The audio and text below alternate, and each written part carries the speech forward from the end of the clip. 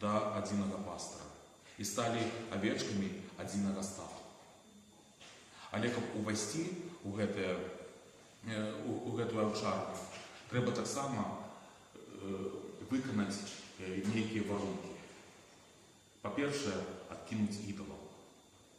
Бо кожны, хто прибягае до Христа, до Бога, і він становиться храмом Бога живого. Як сьогодні пише апостол Павел, як ми читали. Бог вселяється у кожного чоловіка, і ходить у них, і живе в них, і люди вже храм.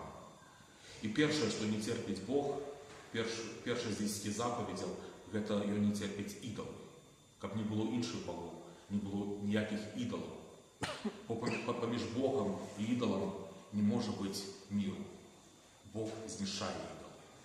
А ідоли – це не тільки інші боги, ці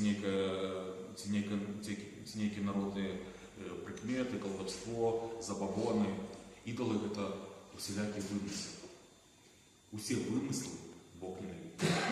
І внутрі чоловіка, у його на голові і в серці їх не повинно бути. Як написано, вимисли чоловіче ненавиджу, а закон твій.